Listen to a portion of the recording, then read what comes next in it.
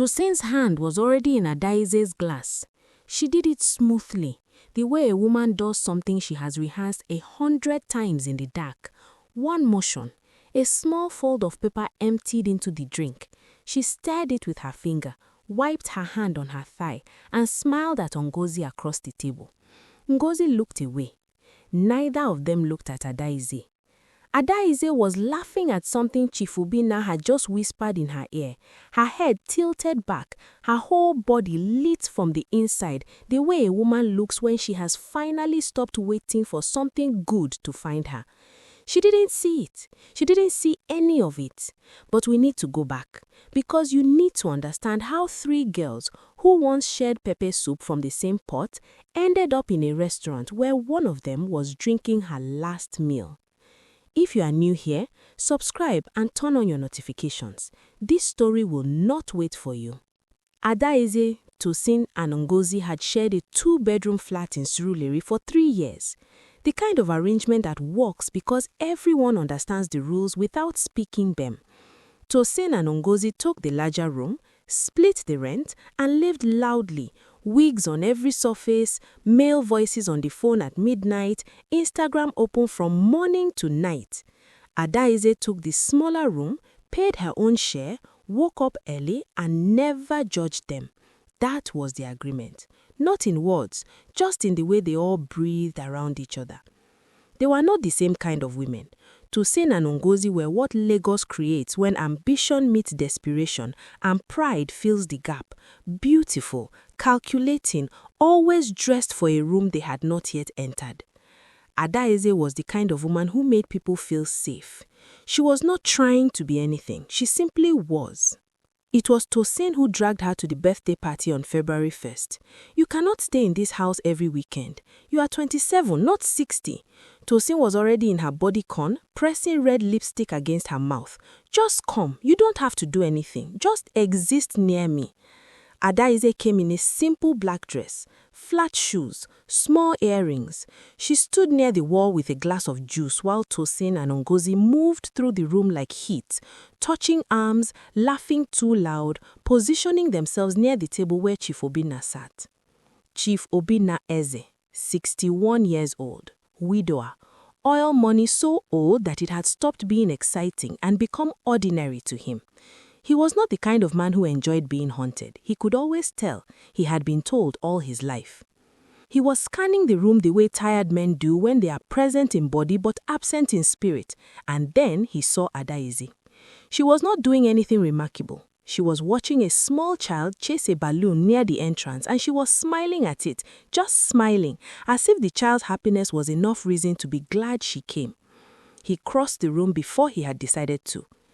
"You look like you are the only honest person here," he said. Adaeze turned. She looked at him the way she looked at everyone, without strategy. "I'm just the only one in flat shoes." He laughed, a real one, the kind he had forgotten he still owned. Tosin saw it from across the room. She saw the way he leaned in. She saw the way Adaeze laughed without trying. She felt something move through her chest, something hot and ugly, and she swallowed it with a smile and pretended to listen to whatever Ngozi was saying. By the end of the night, Chief Obinna had asked Adaeze for her number. He shook Tosin and Ngozi's hands politely, briefly, the way a man dismisses people he will never think about again. The drive home was silent in a way that was louder than any argument. In the weeks that followed, Chief Obinna pursued Adaeze the old-fashioned way. Calls in the morning, flowers sent to her office, dinners where he talked about his late wife without shame and asked Adaeze about her dreams without impatience. He was not performing, he was choosing. And Adaeze, who had spent years being overlooked by smaller men, was terrified and certain at the same time. "He wants to propose," Adaeze told Tosin one evening, sitting on the kitchen counter eating fried plantain. He said Valentine's Day. He said he has never been more sure of anything since he buried his wife. Tosin put down her fork. "Propose? As in ring and everything?" "As in ring and everything." "Adaeze." Tosin stood up and hugged her, long and tight. "I am so happy for you. You deserve this. You deserve every good thing." Over Adaeze's shoulder, Tosin's face said something completely different. That night, after Adaeze had gone to sleep, Tosin sat on the edge of Ngozi's bed and they talked in whispers for 2 hours. By the time they finished, the decision had been made.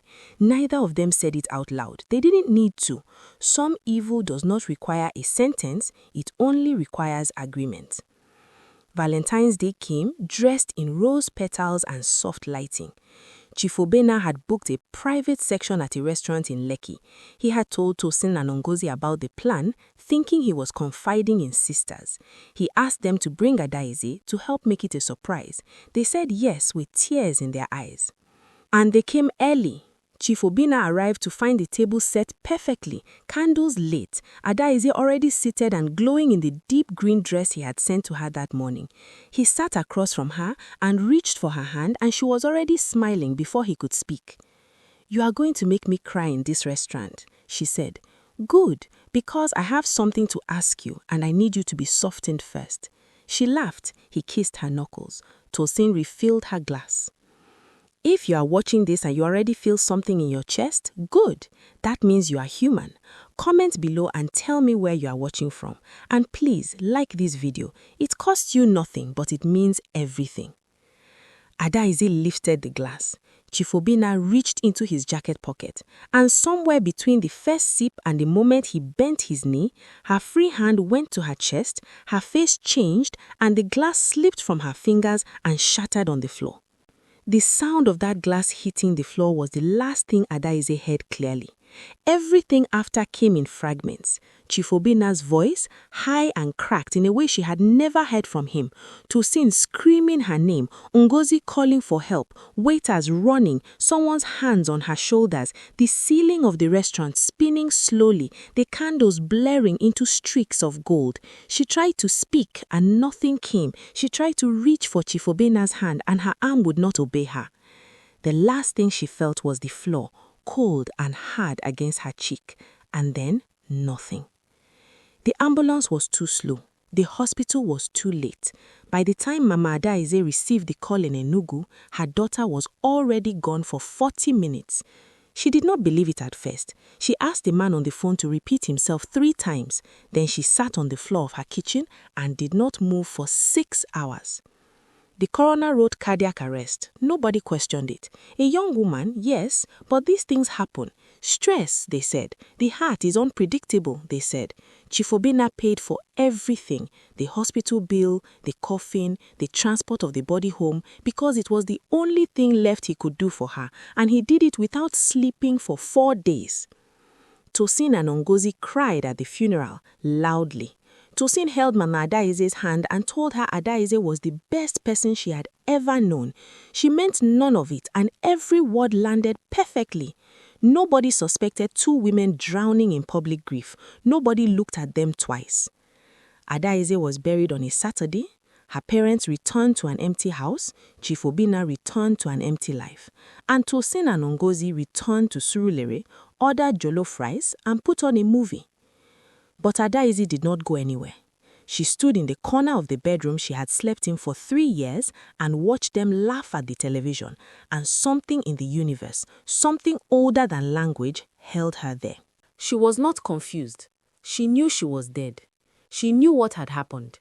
She had watched Tosin's hand move over her glass. She had seen the fold of paper.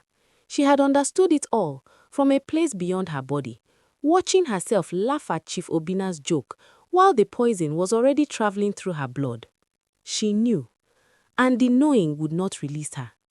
7 days after her burial, the angel came, not with wings or fire, simply as a presence, a stillness in the room that felt like the moment before rain. "You are holding on," the presence said.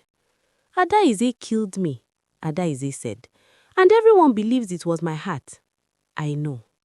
My mother, my father, they don't have money to fight. They don't know where to start. And those 2 women are eating rice and watching television." The presence was quiet for a moment. "You are granted 60 days, not to punish, not to destroy, to bring truth to the surface. That is all justice requires of you. Their own mouths, their own words. After that, you rest." 60 days. Adaeze turned and looked at Tosin sleeping peacefully in the next room. She walked through the wall. Tosin woke up at 2 a.m. screaming. She could not explain what she had seen, only that Adaeze had been standing over her, still in the green dress, still wearing the expression she had worn when the glass slipped from her hand. Not angry, something worse than angry, certain, like a woman who already knows how the story ends. Ngozi came running. They sat with the lights on until morning, talking themselves back to calm. It was guilt, they said. Grief, they said. The mind plays tricks after something traumatic. The second night, Adaeze came from Ngozi. Ngozi woke up in the corridor outside her room, standing barefoot, with no memory of how she got there. Only an image burned behind her eyes. Adaeze's face, close and quiet, saying one sentence over and over. Tell the truth, tell the truth, tell the truth. By the end of the first week, neither of them was sleeping more than 2 hours at a time. Their eyes were red. Their tempers were shredded. Tosin snapped at a man on the phone who owed her money. Ngozi dropped her phone in the sink and stared at it without reacting. This is not normal, Ngozi said one morning, her hands wrapped around a cup of cold tea. This is not just guilt. Something is following us. Nothing is following us, Tosin said, but her voice had no weight behind it. I saw her, Tosin. I was standing in the corridor and I heard her voice, and it was not a dream. My eyes were open. Tosin did not answer for a long time. Then she said, I know someone, in Mushin. He handles these kinds of things. They went on a Thursday, in a taxi with tinted windows, wearing plain clothes and no jewelry. The native doctor was an old man who said very little and charged a great deal. He gave them each a chain, iron and cowrie shell, tied with black thread, and told them to wear sleeping and waking and bathing. He told them what it would cost, and not only in money. They paid. That night, for the first time in 2 weeks, both of them slept until morning. Adaeze stood outside the boundary of their dreams and felt the wall for the first time, something old and stubborn, but with fear and desperation. She pressed against it and it held. She pressed harder. It held. 31 days were already gone. She moved through the flat in the early hours, restless, searching for a way through. And that was when she heard movement downstairs. A door, footsteps, the sound of someone setting down a box. She drifted to the stairwell and looked down. A man was moving into the flat below. He was tall and lean, carrying a single box, and he was talking quietly to himself, or so she thought, until she realized he was praying. Not performing prayer, praying the way people do when they are alone and they mean it, low and steady, like breathing. He looked up. Not through her, not past her, at her. He stopped walking. He looked at her for a long moment, his face, not afraid, only still, the way water goes still before something rises from the bottom. You need help, he said. Adaeze stared. You can see me. Yes. And you are not running. I have seen things before. He set the box down. Tell me what happened. His name was Emeka. He had moved from Abuja after a contract ended, quiet and unattached. The kind of man who traveled light because he had learned that most things were not worth carrying.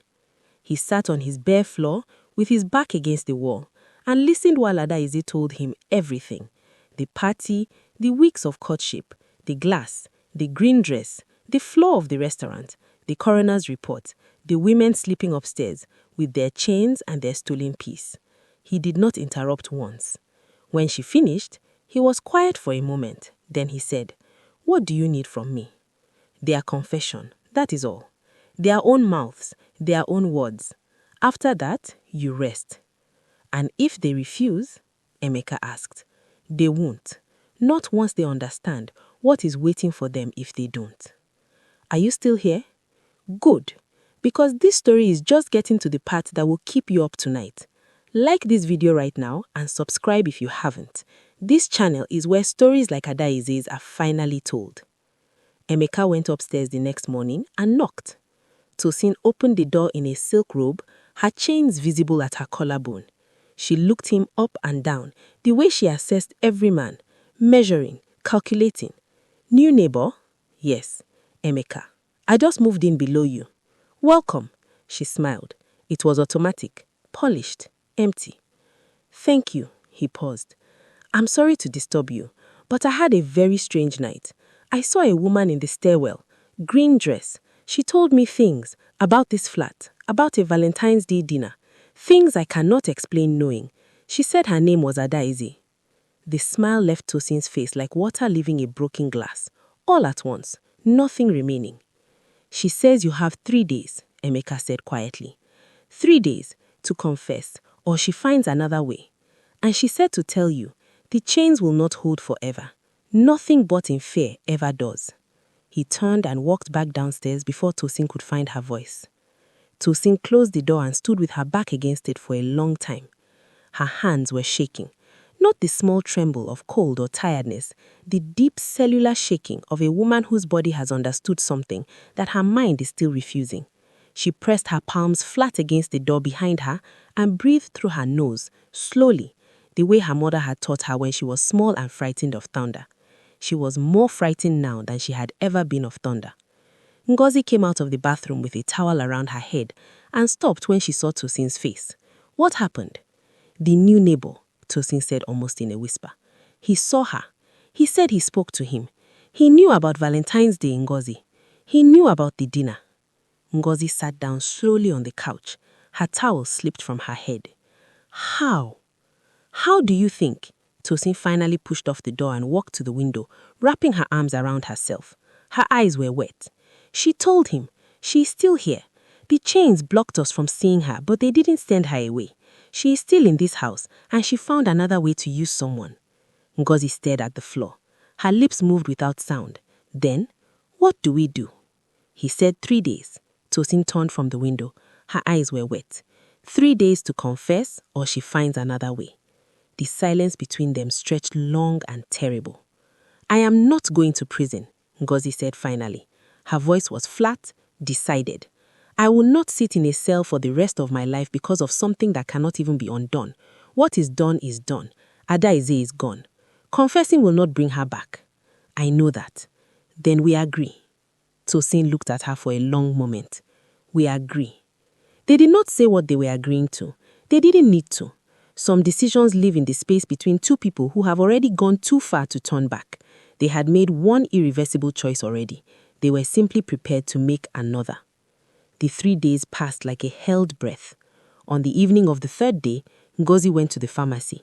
She came back with 2 small boxes, which she put in her bag without showing Tosin. Tosin had already starched her bag for the same thing. They made pepper soup that night because it was Adaeze's favorite, and neither of them acknowledged why. They ate in silence, and the food tasted like an apology that had arrived too late to matter. Tomorrow morning, Ngozi said. Tomorrow morning, Tosin agreed. Emeka knew before morning came. He felt it, the way the air in the flat shifted, the way Adaeze's presence grew heavy and frantic against the walls. She came to him just after midnight, her face stripped of the quiet certainty she had carried for weeks. For the first time, she looked like what she was, a young woman who had been robbed of everything and was running out of time to recover even this one small thing. They are going to kill themselves, she said. Tomorrow. Emeka sat up in bed. You are sure? I felt it when the decision was made. I felt it the way a door closes in a house you are still inside. Her voice broke slightly, then steadied. Emeka, if they die without confessing, this ends. No record, no arrest, no truth. My parents go to their own graves, never knowing what happened to their daughter. I cannot allow that. Emeka was already reaching for his phone. He called Tosin at 7 a.m.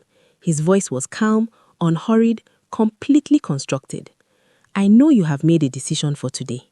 Before you carry it out, Adaeze has asked me to give you something, information, about the night, things you say you will want to hear before you go, because you will carry them either way.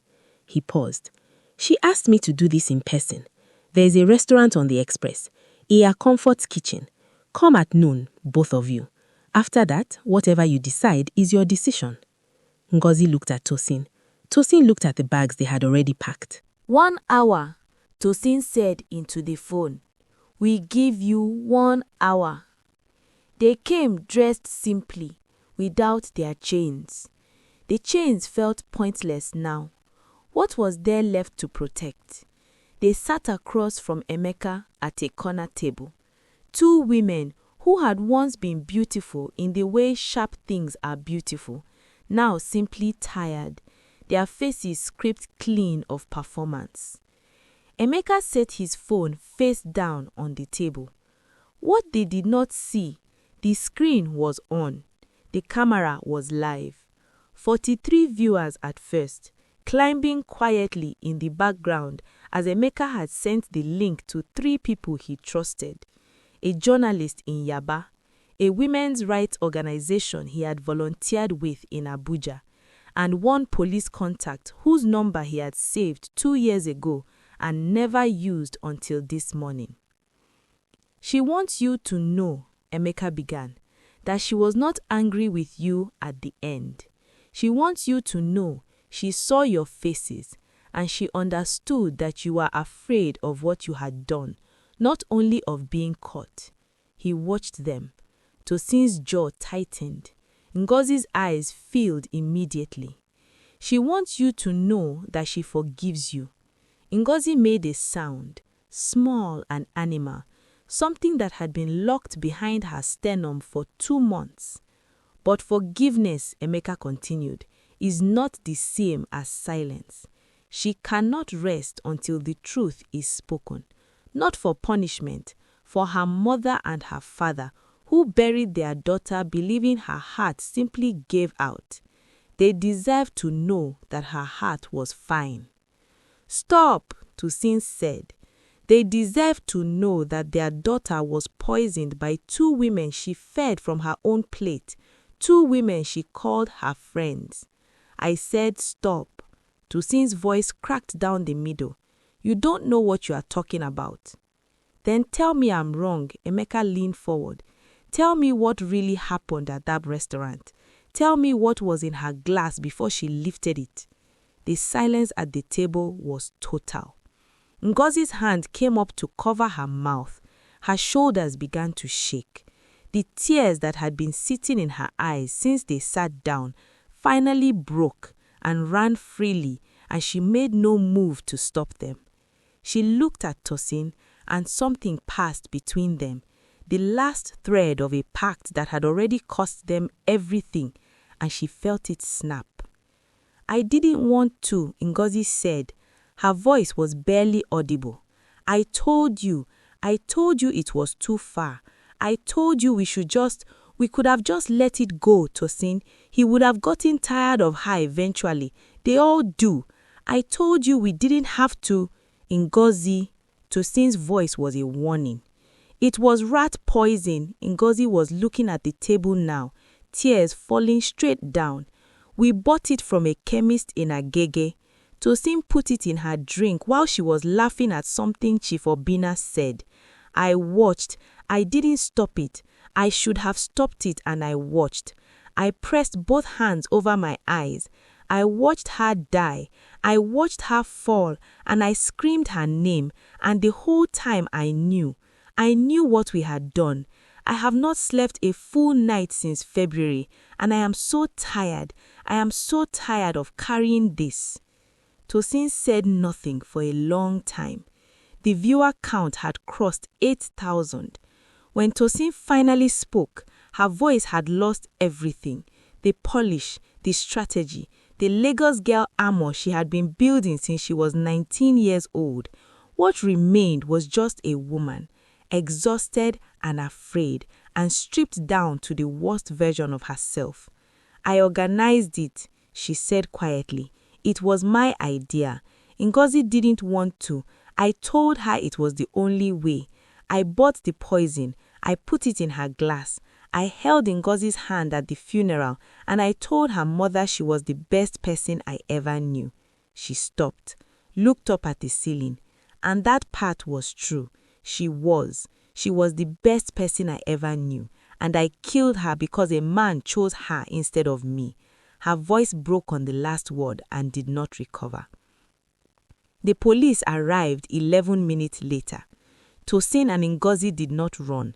They sat at the table while the officers came through the door, both of them small and still, like women who had put down something they had been carrying for so long that the absence of it felt like its own kind of relief. The video had been seen by 200,000 people before the evening news picked it up. The toxicology report was reopened within 48 hours. The chemist in Agege was located.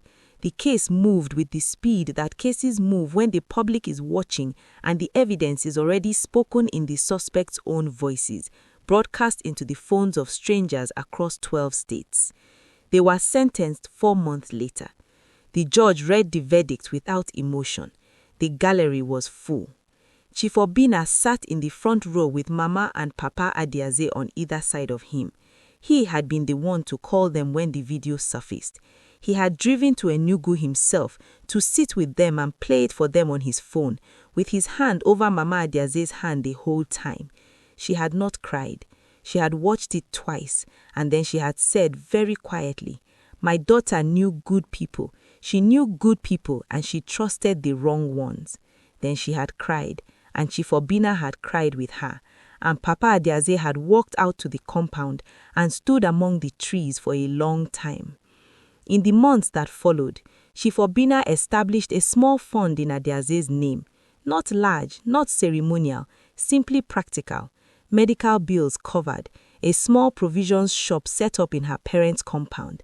Neighbors who had known Adaeze since she was a child brought food and firewood and stayed to sit with Mama and Papa in the evenings, because grief is lighter when it is shared across many shoulders. Emeka moved to a different flat, a quieter street closer to the water. He never spoke about what he had seen or done in detail, not to journalists, not to the women's organization, not even to his family. It was not his story. It had never been his story. On his last night in the Surulere flat, he stood in the corridor where he first seen her and said nothing aloud. He only stood there for a while, in the way you stand in a place that changed you. The air was still, completely still, and warm in a way that had nothing to do with the Lagos heat. He picked up his bag and walked downstairs and did not look back. Jealousy does not announce itself. It comes dressed as friendship, eating your food, sleeping under your roof, holding your hand at the altar of everything it plans to destroy. Adaeze trusted 2 women with her joy, and they buried her in it. But the truth is stubborn. It does not expire. It waits and it watches, and when it finds its moment, it speaks, in your own voice, at a table you walked to willingly. Adaeze rested, and somewhere in Enugu, in a small shop with a hand-painted sign above the door, her mother opened for business on a Monday morning and said her daughter's name like a prayer before she unlocked the door. If this story stayed with you, please like this video and share it with someone who needs to hear it. Subscribe to this channel because there are more stories like Adaeze's waiting to be told. Stories about real women, real betrayal, and the justice that always finds its way home. And before you go, drop a comment and tell me where you are watching from. Every single comment lets me know you are here. See you in the next one.